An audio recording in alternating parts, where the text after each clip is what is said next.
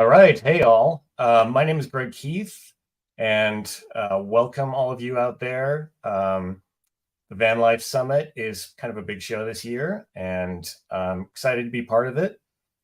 Just to start, I'll tell you a little bit about myself. I'm Greg Keith. I have built like about 5 of my own van conversions. Really been into van life for a pretty long time, since about like the early and mid 90s, actually. I'm a rock climber, I'm a mountain biker, I'm a backcountry skier. Really love a lot of outdoor sports, and I live in Boulder, Colorado. So, it's a pretty fabulous place to do that. See, we got lots of folks tuning in. So thanks, and hi to all you folks too.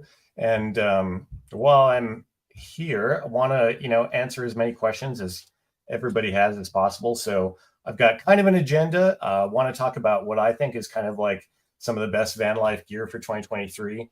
But I'm going to keep an eye on your comments. So I will try and answer some of those as I go along. So, you have questions about what I'm talking about, feel free to shoot me a comment, and I'll be trying to keep track of those and trying to respond as I go. I haven't prepared like a PowerPoint or anything, but I'm going to be going over onto the Campervan HQ website, just so you can see some examples of what I'm talking about as I go. And hopefully that'll be useful, so you have some visuals to go along with what I'm saying. So I've had a few different camper vans over the years. One of my first camper vans that I owned personally was a 1977 Dodge Tradesman 200. It was a giant beast with a V8 engine, sucked a lot of gasoline. And then in like the early 2000s, I started learning about kind of this new wave of more modern vans like Sprinters, and like Transits came to the North American scene, and ProMasters. And so now there's like a few different choices, right, when you're building out a camper van.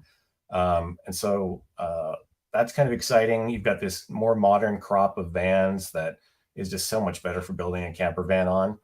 But a lot of sort of traditional solutions, I'd kind of say, for gear are still things that people are using. And there's good advantages to that too, right? Like with the sort of more traditional solutions, quote unquote, there's lots of different equipment available for those kind of traditional solutions, whether you're talking like heaters, air conditioners, electrical systems, that kind of stuff. But I think that there's also some newer solutions too. And I want to talk about that a little bit. When I was kind of on my own van life journey, there wasn't a ton of stuff on Instagram and YouTube and all that like there is now. And so I kind of haunted the forums, wanted to see what other people were doing. I started publishing my own book about converting vans into camper vans, kind of based on my forum research. The Sprinter RV Conversion Source Book, started publishing that way back in 2011. And then that kind of took off, and I started the Campervan HQ store in 2016. And the reason for starting that store was because really I saw that I was over in Germany. I was over at the Caravan Salon in Düsseldorf, and I saw that there was a ton of stuff that they had in the European RV market that we didn't really seem to have in North America. And I think some of that was just because they had kind of more modern tech that we just hadn't seen yet, because really in North America, we've had much larger RVs, and traditionally the market has been for much cheaper RVs, really sort of like the lowest price possible was kind of one big thing. And in Europe, they really had much smaller RVs, and they really needed to jam a lot of gear into a small RV and as many people as possible into a small RV. So it seemed like they were kind of faster on, building out smaller RVs. Now, within the last few years, we've seen this whole like B-van kind of craze where everybody is so big into camper vans.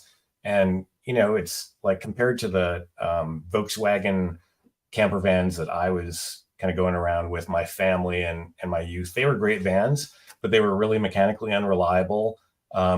They didn't go very fast. They were pretty underpowered. They weren't that safe. They weren't great for 4-season use because they had like, a canvas pop top. They had really nicely designed interiors, which was an awesome thing about those Volkswagen vans. But nowadays, we've got a lot just a ton of great choices, both on the chassis side and on the equipment side. So, like I say, that a few of my struggles with van life, when I was sort of initially getting into this, I didn't feel like there were a lot of vans that kind of reflected what my needs were. If we were talking about sort of canned RVs, like mass market RVs, they were way too expensive. They were really complicated. They had like a ton of systems. So they were really mechanically very complex. And when I was starting to build out my own rigs, I was kind of despairing because I was like, wow, this just seems like it's a really overwhelming thing. There's so many different systems. They're so complex. And so it was really challenging. And they didn't really seem like they were focused for my needs. We were pretty much always in remote places. We were always off grid, so we were never plugged into in a campground or an RV park. And so I was looking for kind of like simpler builds that were pretty easy to use, that were pretty easy to build, that weren't going to take me like the rest of my life to build. And we didn't have an awful lot of money to build out our builds as well. When I bought my first camper van, believe it or not, I bought that first camper van for like $3,000. That was already like a 20-year-old van by the time I got it. When I did my first build on a Sprinter, I spent about $15,000. And that was just for the build portion of it. And I wasn't very happy with that first build. It didn't seem like it was, great quality.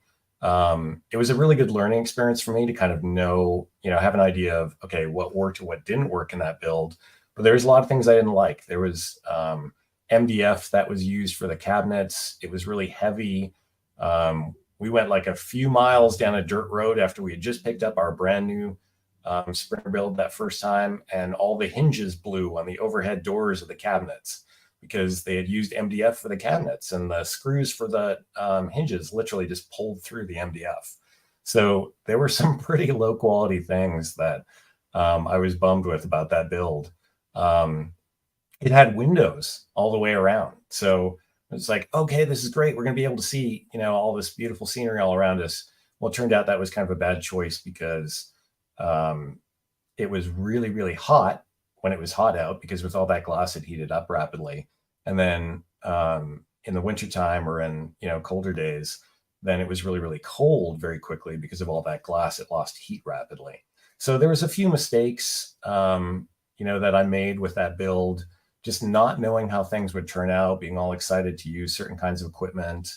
I had used, for example, this really cool diesel stove / heater, the Wallace 85DU 270, which I'd seen the early founder of Earth Roamer actually use in one of his truck camper builds.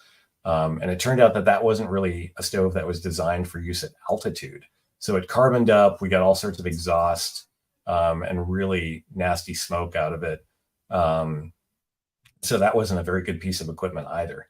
So I've made, plenty of mistakes in the builds that I've done, as far as just equipment choices that didn't work out, layouts that I didn't think were ideal.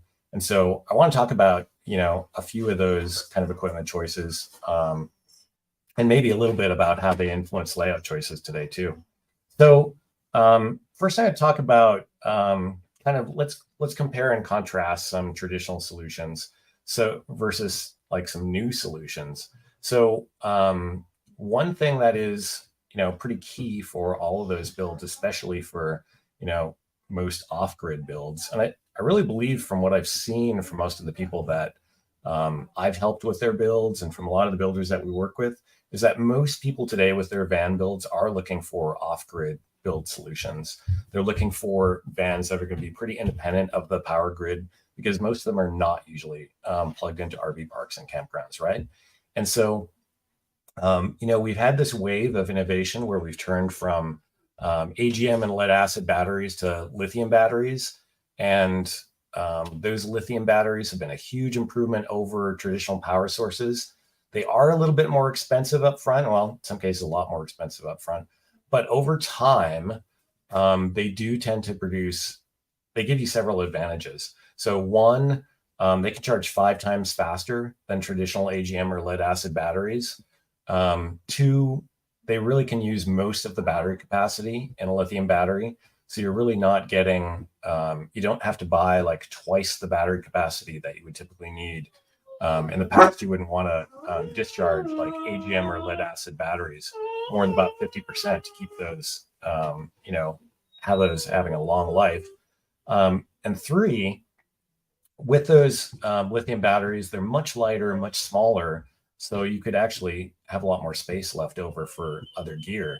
And lithium batteries like that are kind of like the foundation of an electrical system that's going to keep you powered off grid. So with a ton of the builders that we work with and with a ton of DIYers, they're still building sort of what I'd call traditional camper van electrical systems. And what I'd say like a traditional electrical van electrical system is for example, like a system from Victron Energy. And I'm not knocking Victron Energy as a company. They're a great company.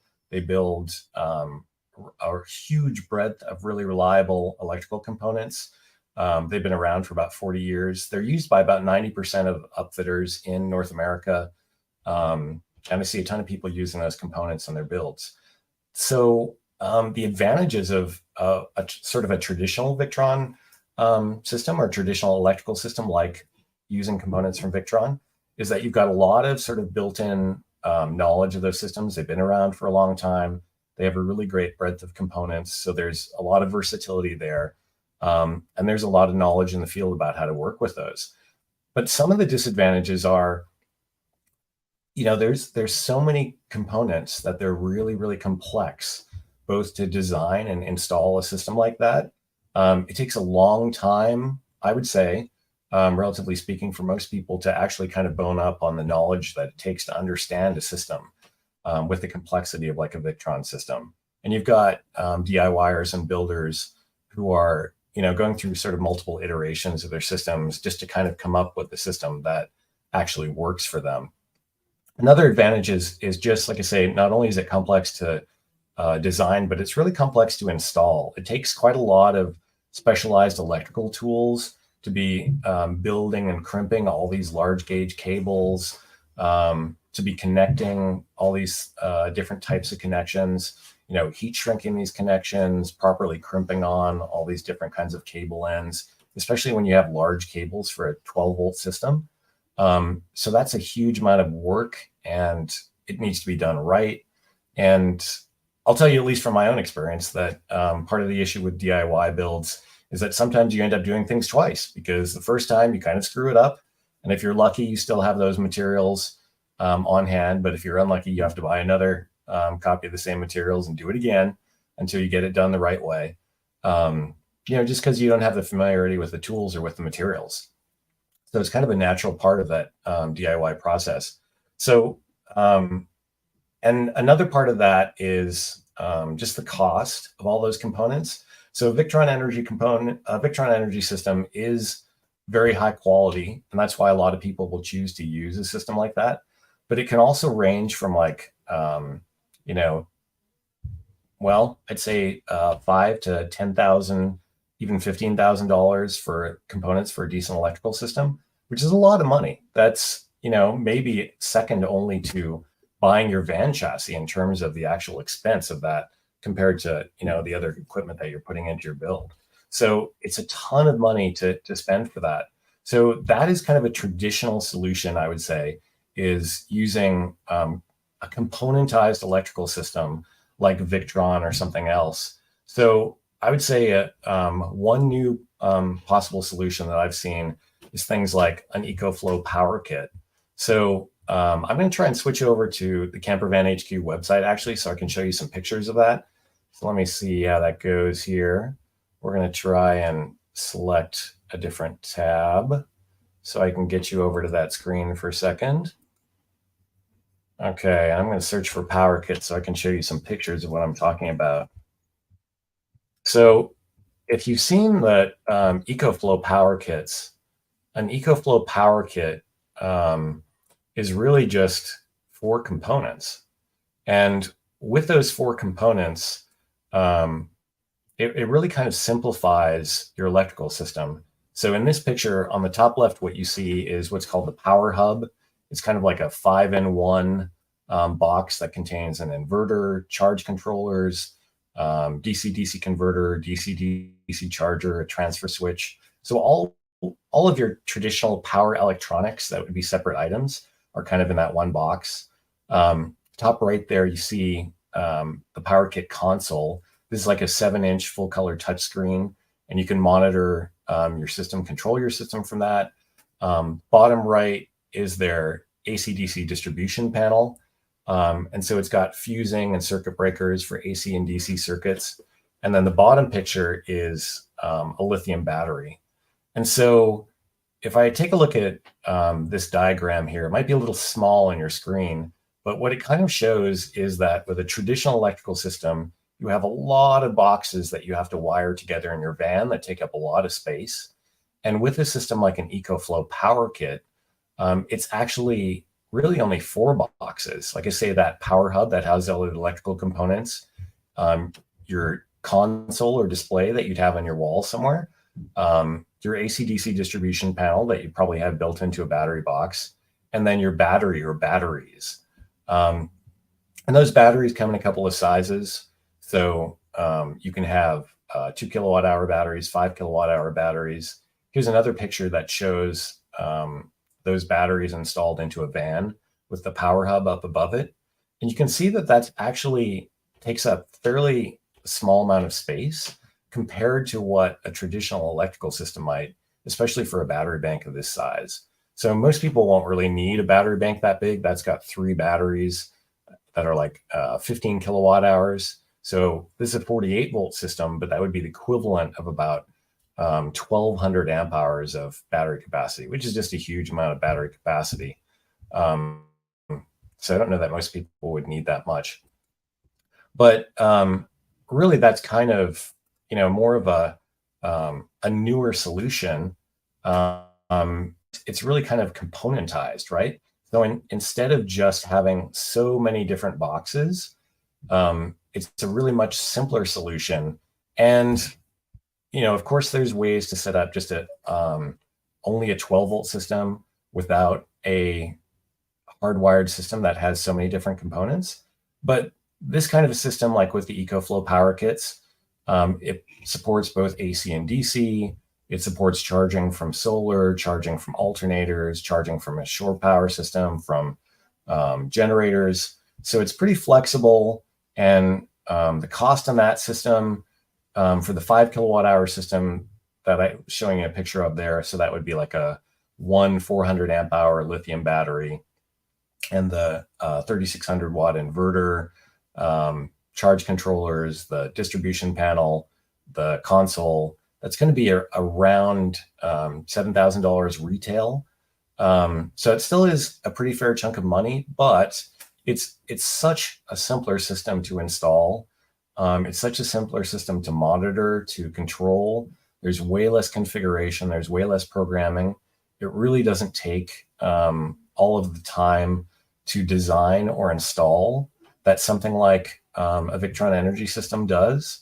So, and it's really versatile. So it's really going to cover most of the situations that your typical van builder is dealing with. I'm checking out some of the comments too here. And so, for example, a comment from Carolyn. Carolyn, you were mentioning that you also carry a portable system as well for backup.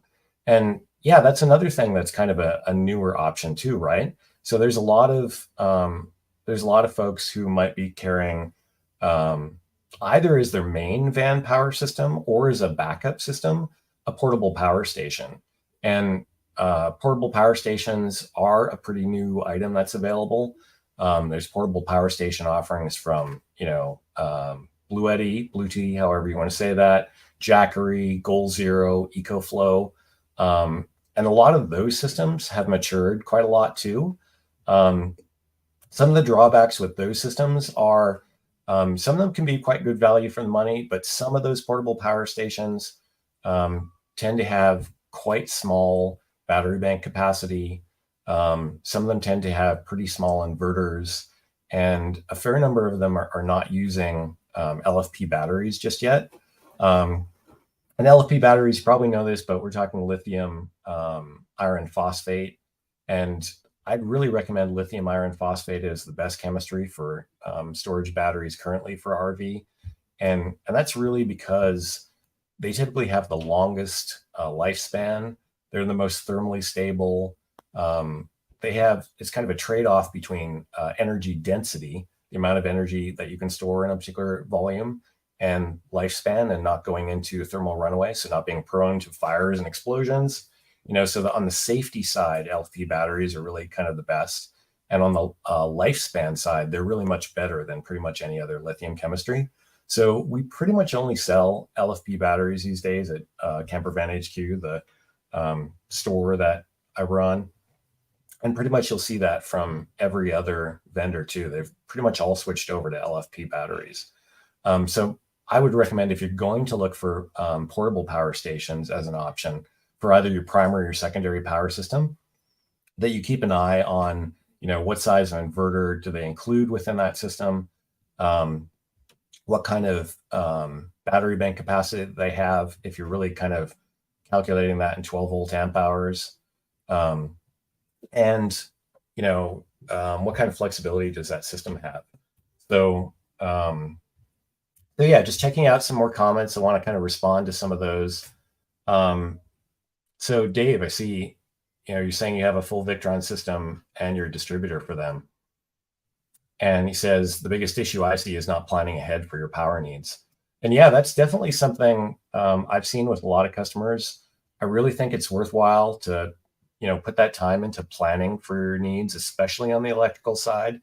You really need to kind of do the math. There's a couple of different ways of going about it, right? For example, one possible way would be you could start off with a portable power station, and you could see how a power station works for you and see if it meets your needs, and then see if you need to scale up to a larger system, like a EcoFlow power kit, like a Victron system, something like that. That'd be one way to do it. Or you could really just kind of, work on the math. A lot of people like to sort of overbuild a system so that they don't, ever run into problems down the road. Just looking at a couple more comments here. So Jennifer was asking specifically about the EcoFlow systems. What's the support and warranty like for the EcoFlow systems? That EcoFlow power kit I was just mentioning has a 5-year warranty on it. So that's actually, really gives you peace of mind for buying a system like that, that they warranty it for 5 years. And you can actually pay an extra 15% of MSRP. And it gets you up to like a 10-year warranty. So that's pretty solid. Scanning through some other comments just to see if I can answer those. Lou says, I have a pair of Lifeline AGM batteries, not drawing a lot of power to electronics, and is lithium worth upgrading? I had a bunch of bands that were on Lifeline AGMs. Those are really solid batteries. I would say it's kind of up to you to really see, like, what's going on with your van life. Like, if the setup you have is working for you, then I would say there's no reason.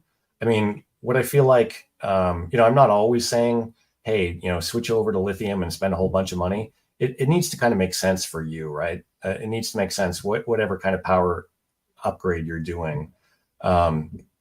If you've got AGM batteries, but you don't have kind of a large draw appliance that you need to get back power into your system rapidly, so you're not using like a microwave or an induction cooktop or a high draw coffee maker or something like that, maybe you don't need lithium batteries, because maybe you don't really need to get power really rapidly back into your system, and that's fine. But I do work with a lot of people nowadays who have sort of higher draw appliances.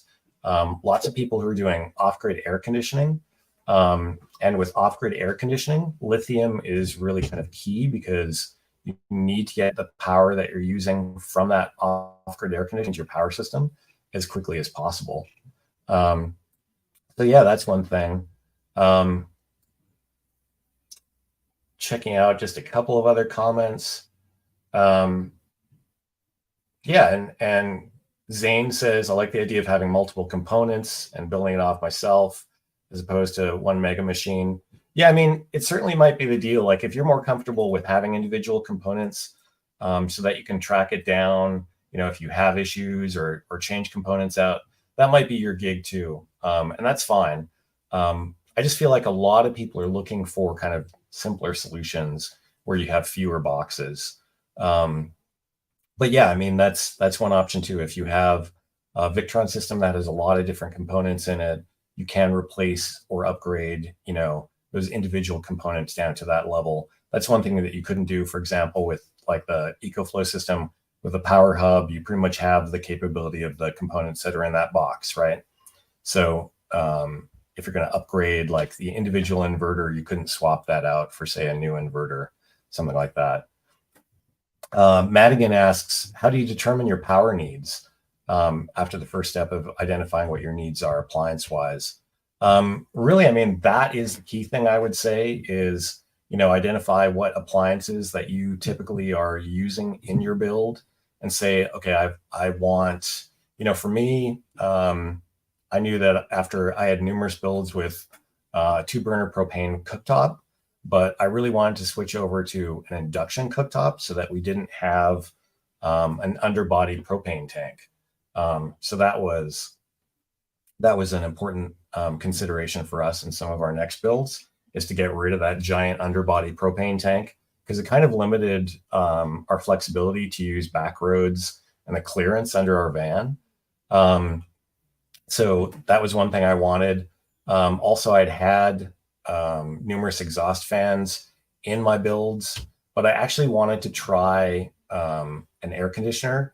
And I'm going to talk about that a little bit next, just because, air conditioners, there's kind of different pros and cons. And I think there's kind of traditional solutions and a more modern solution.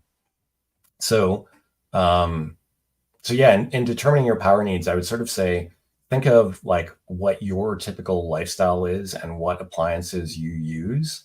And then, the amount of time that you use those appliances per day. Yeah, I'm big on induction cooktop, like Kimberly says. I think they're really like an awesome appliance. I actually switched over to induction cooktops at home as well, because they really cook things fast. They put out a lot of power fast. And you actually don't end up using power nearly as long as you might think you would use with for example, with like a propane cooktop or something, when it just takes a fair bit of time for things to heat up. And in the wintertime, can produce quite a bit of condensation inside your rig, which is something that you just do not really want. Kim says, I'm scared of induction cooktops, never used them. Do I need new pots and pans? In most cases, a lot of your existing like stainless steel pots and pans will work just fine with induction cooktops. You do kind of have to test them. The lighter weight stuff does not work. I ended up like throwing out some of my old cookware because I did need like heavy enough stainless steel cookware that it would work with a induction cooktop. And so that was one change I needed to make. Tom says, highly recommend buying a kilowatt device to measure the power draw of your electric devices. Yeah, that is a great tip, Tom. Whether you're planning like a solar system for your house, if you're at home before your van travels, that's one way to test out like the actual power usage of appliances, is you could actually plug them into like outlets in your home and use the kilowatt to measure their power draw. That's a great thing that people use when they're planning solar systems, for example, off-grid solar systems. And it's a really cheap device. Like Tom says, it's only about $20, $30. So that's a great tip, Tom. Thanks for that one. Paul says induction requires steel, not stainless, to work. Yeah, I mean, it certainly is, the weight of pans that kind of it depends upon, how it's going to work with your system. Kimberly says, how did your air conditioning experiment go? So let's talk a little bit about that, because I wanted to kind of move on to that, because in addition to power systems, like when people are talking about power systems nowadays, a lot more folks are putting on air conditioners onto their builds. And the reason why is because now you have lithium batteries that are capable of, that rapid charge.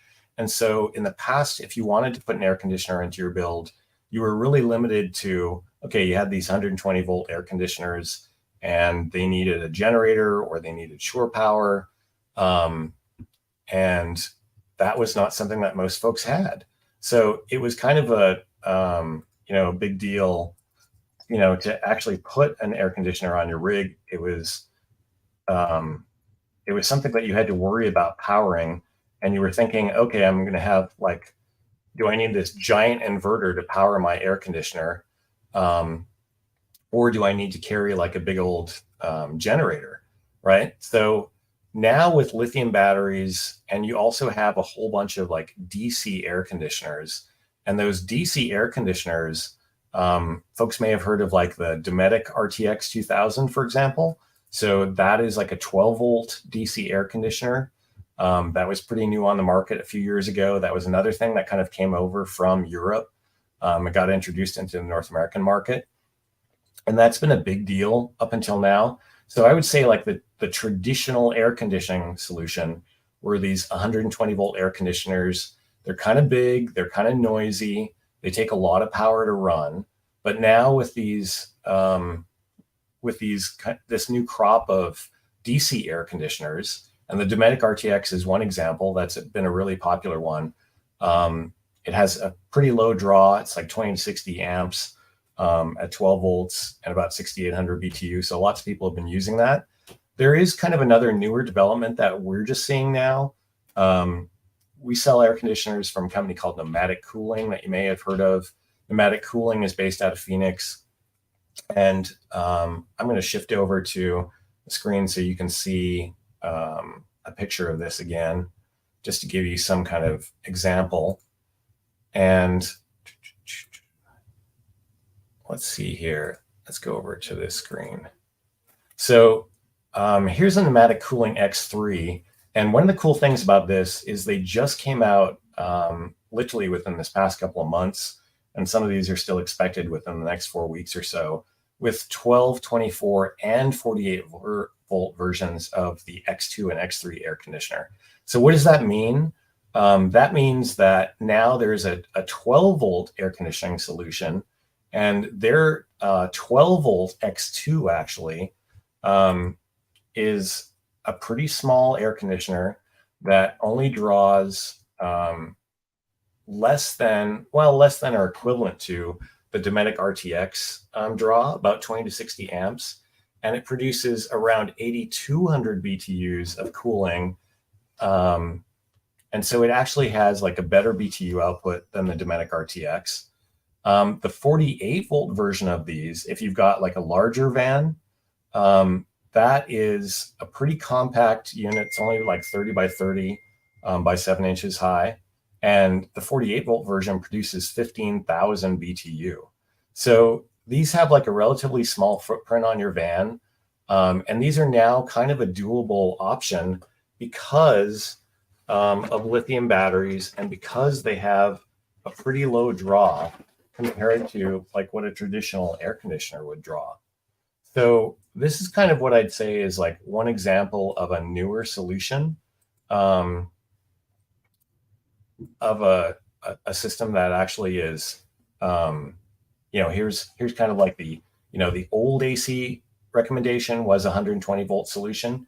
And the new one is, like a 12, 24, 48 volt DC air conditioner. So that is still like, a somewhat pricey option.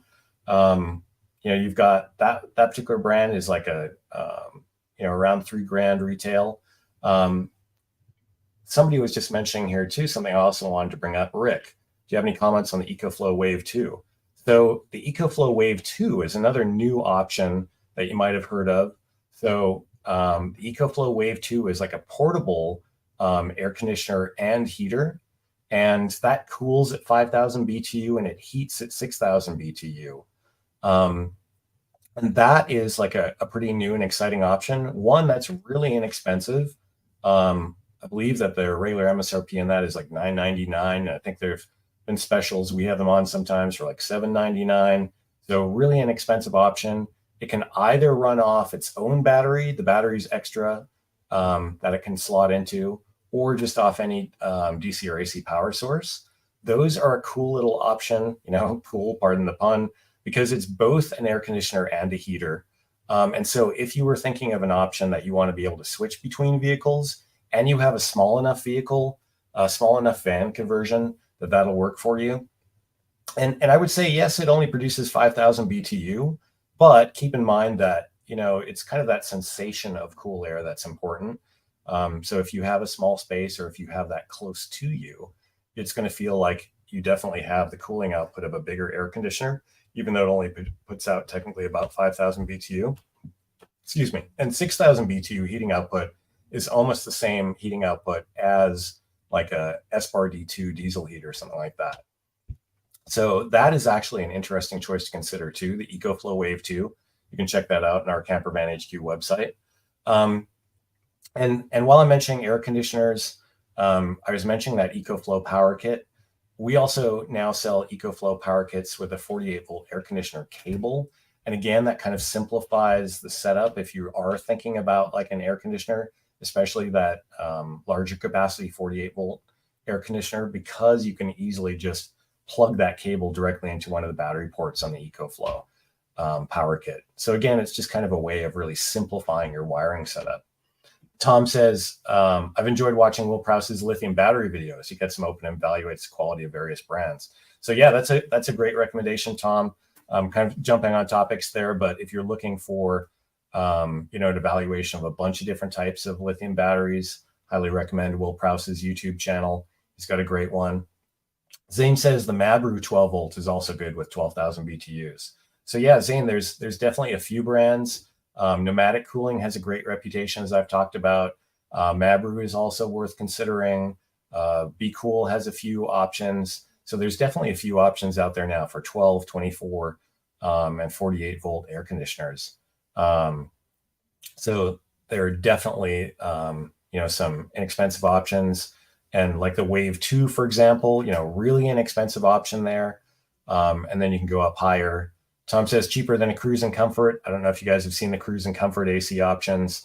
They are almost $6,000. So that might be a very high quality option. But at least for me personally, that's a lot of money to spend on an air conditioner. Miami Sammy says, what about a mini split? So a mini split, I have a mini split in my house. I haven't quite seen that we have a super efficient solution for a mini split solution that kind of scales up to a van right at this moment. A few folks have tried those out. There are installations that I've seen, but most folks, it's kind of a DIY installation. Interestingly, the Wave 2 itself is kind of a mini split. It is basically a small electric air source heat pump, but it's just a very, very small version of that. So that is, it's kind of like a mini split, but it's a very small version. So right now I haven't seen really kind of like a mini split setup that's in, real kind of common use right now. I see we're already about 2:10. So I'm going to talk about one more thing, and then I'm going to kind of see about some more comments, and then we'll see where we're at time-wise. So another kind of traditional solution I wanted to bring up. So, traditionally, people have used, like, for example, I've had a number of Sprinter vans, and for a heating solution, they've used diesel-powered air heaters because, say, with a diesel van, it's easy to tap into the main tank for fuel. So traditional diesel-powered air heaters like an S-Bar D2, a Webasto Airtop 2000, you could mount those heaters under the passenger seat, so they could be right within the van. And they put out about 7,000 BTUs of power. They're really efficient on fuel. And so they've been a very traditional solution. And then, you might also have like a really compact water heater in your rig. I know in my last van, I actually had a Bosch Tronic 3000, which is like a very compact water heater. And that is actually a water heater that did a pretty decent job, and it's pretty compact and not that expensive. But when you combine, if you're talking about buying both a water heater and an air heater, then that takes up a fair amount of space, and you're looking at probably somewhere around $3,000 or more to buy both of those units. So there's actually a new solution, and this is kind of based off a traditional unit called the Truma Combi, but this is the AquaHot Gen 1. So I'm going to try and switch over again to a screen here so I can show you a picture of this rather than just talking about it. So let's go over here and talk, see if I can get to the AquaHot Gen 1. So on the Gen 1, what we see, give me 1 second here. Sorry, folks. The Gen 1 is like an all-in-one unit. And the Gen 1 is a combination of both an air heater and a water heater. So the reason for this kind of design that it's got is because it's a water heater and an air heater, and the actual water tank in it wraps around the heating element. And so that's why it's got that cylindrical shape. So that is like a 2.64 gallon tank. So it's like a 10-liter tank that wraps around that water heater. And that may not sound like a lot of water heating capacity, but because the water heater kind of wraps, the tank kind of wraps around the water heater, it actually heats up the water much faster than a typical traditional water heater would be. And it also allows you to have air heat. So you can actually have, both air heating and water heating from one device. And this device is a little cheaper than buying both items if you're also buying an air heater and a water heater. It comes in diesel, gas, or propane versions, so you can easily match it to whichever kind of van that you have if you want to tap into the fuel source of your van. So if you have a gas-powered van, you could have a gas-powered version of this. And so if you have a diesel-powered van, oh, I'm sorry. So maybe that didn't show up, you guys. I apologize. Let me try that once more and see if that actually, that share screen did not work. Let me try that one more time. Okay, there we go. So I hope you guys can see that now. That's the AquaHot Gen 1. And I was trying to show you some pictures there so you could see that how that is. It's kind of a cylindrical heater. And basically, this is basically like having two items in one. So it's just kind of a new update on a system that allows you to combine both air heating and water heating.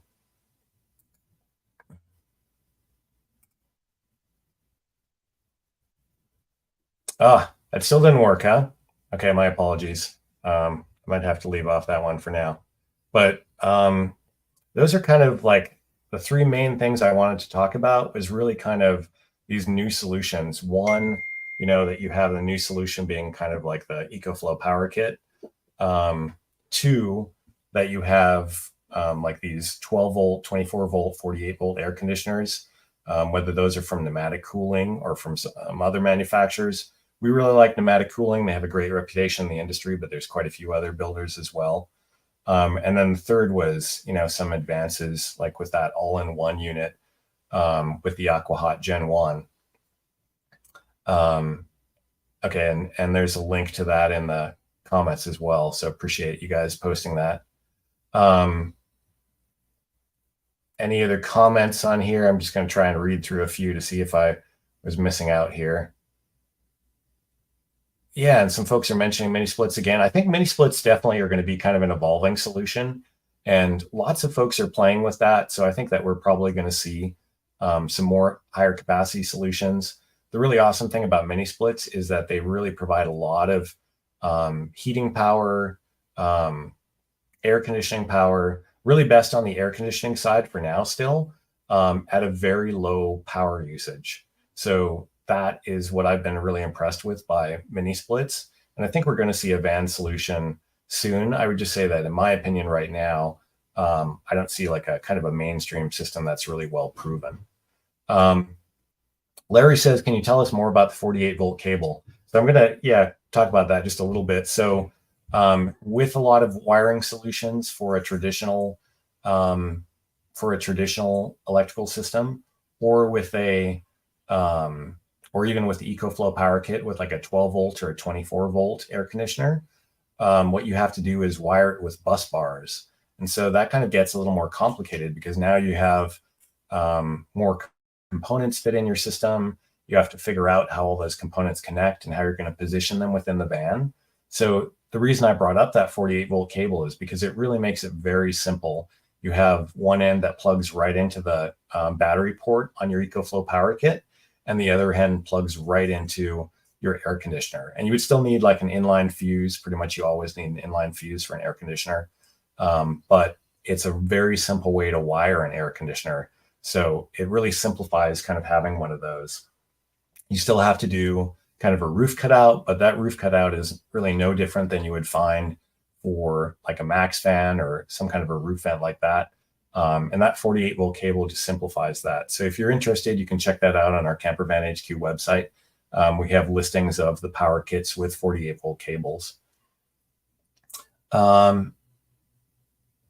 Just checking out some other comments here. So how about temperature monitoring solutions for the inside, Tim says, to know when it's too hot for the puppy. So one solution that I'm familiar with is on the EcoFlow side. For example, if you had like a EcoFlow Wave 2, it does display like the ambient temperature and the setting that you have the Wave 2 set to. So for example, if you're using one of those Wave 2 portable heaters or air conditioners, and most folks are interested in air conditioning because they have dogs and they want to go out for a hike, and they want to be able to use their dog to leave their dogs comfortably in the van without worrying about them, or say they even just want to go out for dinner or something and their dogs are in the van. So that is a very, very common usage scenario for air conditioning. And so, yeah, you can actually monitor that through the EcoFlow app. And the EcoFlow app, similar to like the Victron Connect app, where you see actually pretty much any of the EcoFlow components that are within range. And yeah, you can monitor the ambient temperature inside your van so that you can make sure that your dogs are okay. So yeah, campervan-hq.com is the URL of site that I own, and we sell a ton of the items that I was mentioning here, like the pneumatic cooling X2 and X3, like the EcoFlow Wave 2, the EcoFlow Power Kit, and a number of different, either I would say kind of newer, more high-tech solutions. And we have those at quite a few different kind of price points.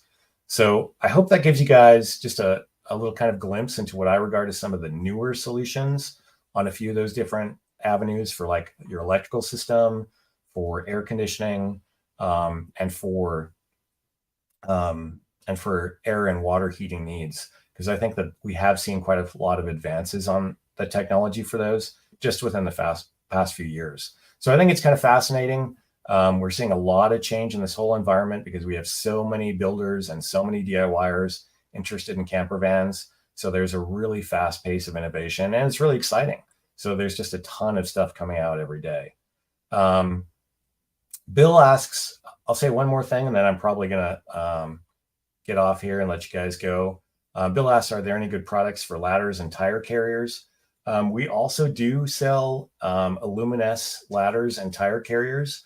Illuminess, Owl, Backwoods Adventure Mods, they all are companies that make some great products for ladders and tire carriers. I would say that in my own van life experiments, in the past, I was kind of like, oh, I don't really need a ladder. I don't need a tire carrier. But the past couple of builds, I've always set my vans up with bigger tires and bigger wheels. And that's been really helpful for having more stability on the highway. And it's been more helpful for having like a 2-wheel drive van, but it being able to go almost all the places that a 4-wheel drive van can go. But one drawback of that is you can no longer put your spare tire underneath the van. So you actually want like typically a back tire carrier. And that's something to really remember, that if you are on the road and say you upgraded your van to like a custom wheel and tire solution, if you did not think to have a full-size spare, you'd better make sure that you were able to use the kind of, your previous stock spare with the wheels and the lug nuts that you have in your van. So I know that at least once on one of my vans, I was not carrying a full-size spare with the lug nuts and the tools that I needed to get it on. So that's a reason why I bring that up, is because you may want, 5 full-size tires one of which you've got mounted in a tire carrier on the back to make sure that if you ever have a flat with those custom sized tires and wheels, you're not left stuck on the side of the road because you forgot. And you only had your stock size spare underneath. So again, yeah, that's ladders and tire carriers are not a cheap item, but depending upon how you've set up your van, they can be very useful. Ladders, especially if you have stuff that's going onto your roof, whether that's on a roof rack, whether you've got solar panels on your roof, so you can get up there and check out their condition every now and then. You'll need to do maintenance on, if you have an air conditioner or if you have a roof vent, you've got to go up there and check out the seal on that air conditioner and that roof vent once a year. Make sure that you've got an adequate seal and nothing's coming apart, because that's just naturally going to happen over time. So there's reasons to have ladders and tire carriers. And yeah, I would agree. Owl Vans makes nice products. Illuminous ladders and tire carriers that we carry, we actually stock those, so there's no waiting time on those. So that's one kind of nice to have thing. But there's several companies that make some really nice products in those, and I would definitely consider whether those are useful for you on your own build. So hey guys, really great to have this opportunity to talk about things in the van forum. Check out the Campervan HQ website. That's campervan-hq.com.